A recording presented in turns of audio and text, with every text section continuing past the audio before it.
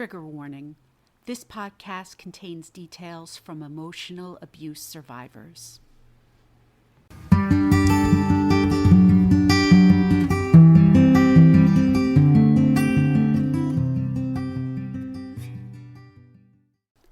Hello, my name is Sarene Leeds, and welcome to Emotional Abuse is Real, a new podcast where we share stories about a type of abuse that hides in the shadows, a type of abuse that has no visible scars.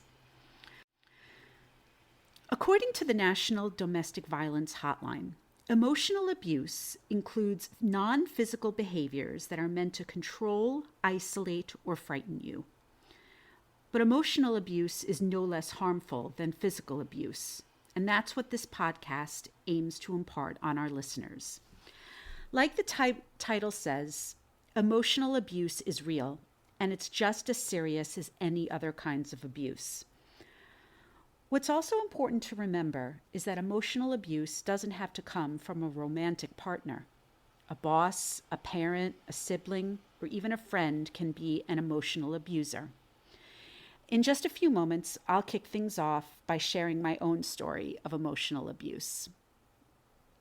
But before we get into that, I'd like to introduce myself beyond my name.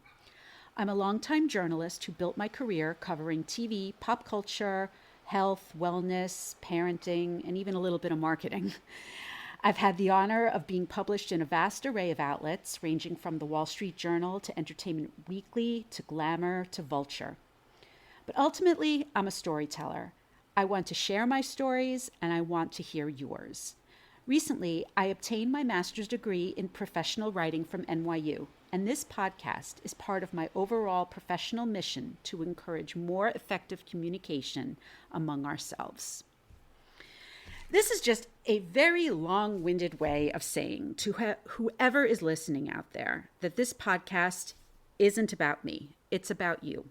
If you are an emotional abuse survivor and you want to share your story, please get in touch with me by shooting an email to hello@sareneleeds.com. That's SareneleEds.com. Or you can feel free to DM me on Instagram at Sarene Leeds Writes. That's SareneLeedsWrites.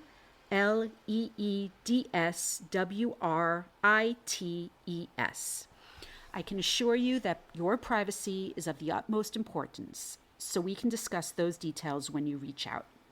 My goal for this podcast is to provide a safe space for those still healing from their experiences. On that note, if you are a mental health professional who can speak about emotional abuse from a clinician's point of view, I'd love to talk to you as well. Please get in touch at either hello@sareneleeds.com or via Instagram DM at SareneLeedsWrites. And now, on with the show.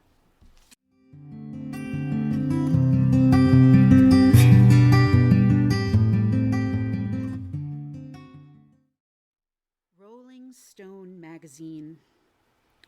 Just the words conjure up images of a glamorous rock star lifestyle, right? Well, in 2007, I landed my lifelong dream job on staff at Rolling Stone. But 7 years later, I quit under a cloud of depression, anger, and low self-esteem. It wasn't because of poor work performance or burnout. It was due to emotional abuse by my boss. I had never even heard of emotional abuse 10 years ago. Even though my days were spent doing what I loved, writing about my favorite TV shows and watching every rock star from Mick Jagger to Elton John casually stroll by my cubicle, I was miserable, absolutely miserable. Because I had chosen to make my work my number one priority, instead of stroking my male boss's ego, I was harshly punished for that choice. My boss was an insecure, middle-aged man whose career potential had run out decades earlier. I, on the other hand, was young, ambitious, smart, and very good at my job. In short, I was a threat, and he was intimidated. So he did whatever he could to control and isolate me on a daily basis. He would regularly pull me into what he called private meetings, with those sessions being anything but. They were held in fishbowl-esque glass door offices or conference rooms where our colleagues could watch my boss wield what little power he had over me. But here's the thing. Those meetings were never about my work performance.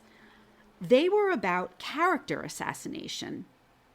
My boss would berate me for putting up boundaries because I wasn't comfortable with his flirting, which he called my attitude. My so-called cocky demeanor.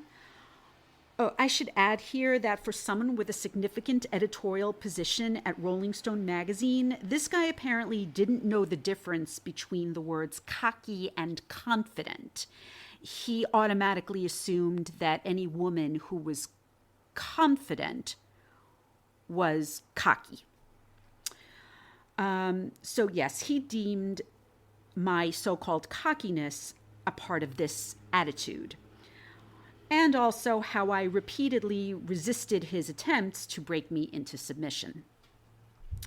Some sample comments from this boss regarding my supposed insubordinate behavior included, progress is painful, and that discomfort was a necessary evil to improve our relationship. By the time I resigned from Rolling Stone in 2014, I had been put on 2 different antidepressants, and my marriage was on shaky ground. But worst of all, the lack of workplace support was almost as traumatizing as the actual abuse.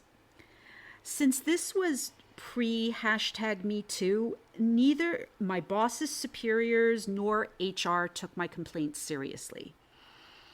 My colleagues advised me to give in to my boss so he would leave me alone. And as I said, no one would take it seriously because everything this boss did touched on that elusive gray area. There was no sexual assault. So everything I complained about was considered not that big of a deal. But this lack of support from my colleagues, none of that compared to one coworker's callous apathy.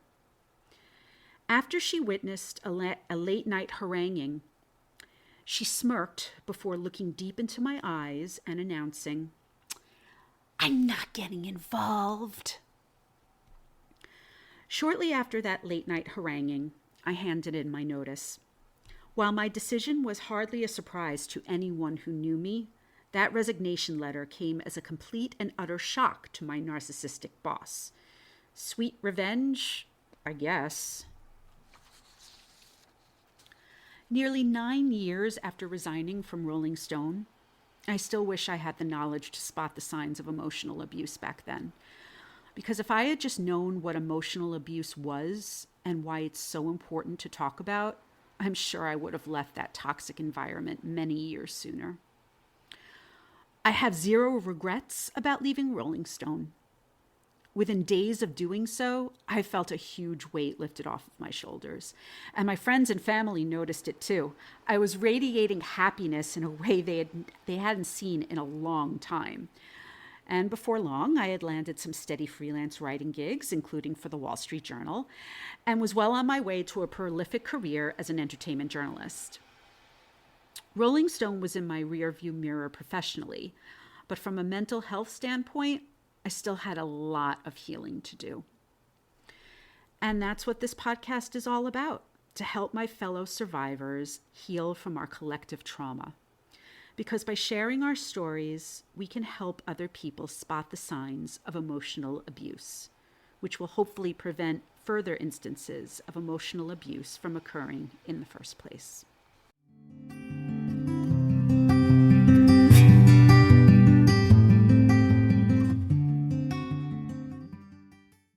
Thank you for listening to Emotional Abuse is Real. If you would like to share your emotional abuse story, please don't hesitate to reach out at hello@sareneleads.com. That's SARENELEEDS. Please note that this podcast should not be used as a substitute for professional mental health services. If you are a victim of emotional abuse and need help, please call or text the Suicide and Crisis Hotline at 988. See you next time.